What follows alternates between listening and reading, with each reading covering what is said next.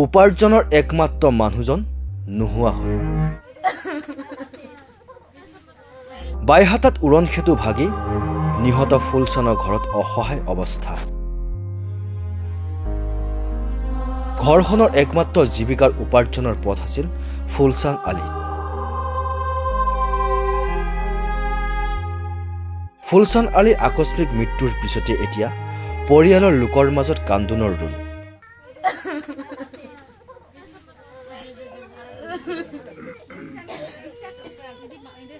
বাইহাটাৰ ভয়াৱহ ঘটনাত নিহত হৈছিল ফুলচান আলী। তাৰ পিছতে চকুৰে বাট নেদেখা অৱস্থা পৰিয়ালৰ লোকৰ মাজত। ৰঙিয়াৰ সমীপৰ খণ্ডিগড়ৰ নিজ গৃহত এতিয়া অসহায় পৰিয়ালটি। পত্নীৰ 2 সন্তানসহ পিতৃ মাতৃক চালাকি কৰি দুবেলা দুমুঠি পেটে ভাতে খুৱাই আছিল ফুলচান আলী। পৰিয়ালৰ লোকে ফুলচান আলী এই আকস্মিক মৃত্যুৰ বাবে জগৰীয়া কৰিছে উৰণ সেতুৰ নিৰ্মাণকাৰী সংস্থাটোৰ বিৰুদ্ধে।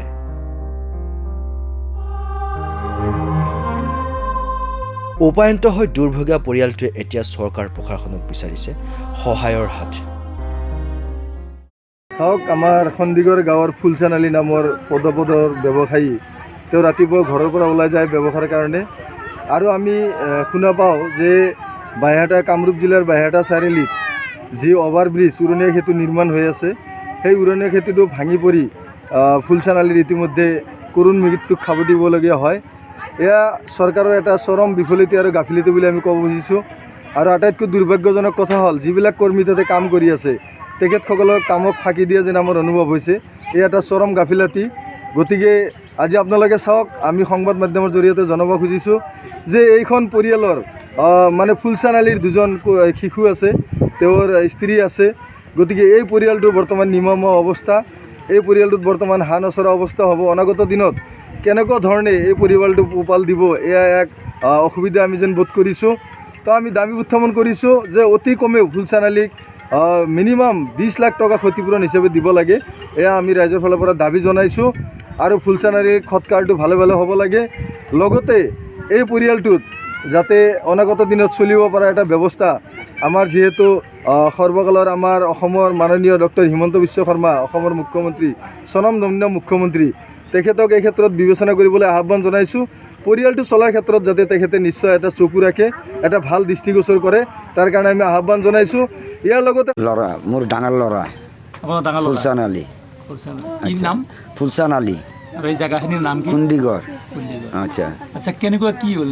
ৰাতিপুৱা বেপাৰত গেছি, বেপাৰত যাওঁতে আমি 10টা বজাত শুনা পালোঁ এক্সিডেণ্ট হৈছে। বোলে ক'ত? বোলে অমুক জেগাত। কোন জেগাত বা? চাৰিআলিত। যেতিয়া এক্সিডেণ্ট হ'ল, কেনেকৈ হ'ল? ডাম্পাৰত নাই কিবা ক'লাক, তাতে এক্সিডেণ্ট হোৱাৰ পিছত আমি খবৰ কৰি কৰিলোঁ, কৰি পেলাই মানুহকেইটা আমি পঠাই দিলোঁ। দিয়াৰ পিছত তাৰ ল'ৰা এটা একদম সৰু সৰু বাচ্চা, মই একদম বেমাৰত পৰি আছোঁ, অপাৰেশ্যন কৰি পেলাই মই একো কৰিব পৰা নাই। এতিয়া ল'ৰাটো কৰা দিনটো বেপাৰ কৰি আনি পেলাই যি দে বজাৰ কৰোঁ, তাকে আমি খাই আছোঁ। এতিয়াতো মোৰ সেইটো ৰাস্তাও নাই। 2টা ল'ৰা ছোৱালী মই কেনেকৈ পঢ়িম, বৰুটি কেনেকৈ পঢ়িম? এইকাৰণে আপোনালোকে চৰকাৰক একদম অনুৰোধ কৰিছোঁ যে পৰিয়াল 2টা আপোনালোকে চাই ভালকৈ। মোৰ এখান্তি কথা আৰু ঘটনা মানে অন্য দিনে যেনেকুৱা যায় বেপাৰত, আজিও সেনেকুৱা ৰাতিপুৱা ওলাই গৈছিল। দুখীয়া ঘৰৰ ল'ৰা, দিন বিক্ৰী কৰি যিখিনি বাদাম বিক্ৰী কৰি যিখিনি পইচা পায়, তেখেতৰ কিবাকৈ ঘৰখন চলে আৰু। তে এনেকুৱা যদি এটা ঘটনা হৈ গ'ল, এইটো যি কণ্ট্ৰেক্টাৰ আছে বা ঠিকাদাৰ আছে সেইবিলাকে জগৰীয়া হয়। কাৰণ মেইন ৰাষ্ট্ৰীয় ঘাইপথত যদি এনেকুৱা ল'ৰা ধেমালি কৰা কাম কৰে, এইটোতো জগৰীয়া হ'বই।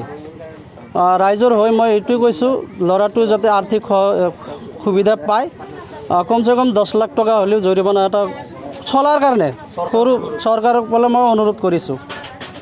ৰাইজৰ মই এইটোৱে কৈছোঁ। Bureau report, my news any.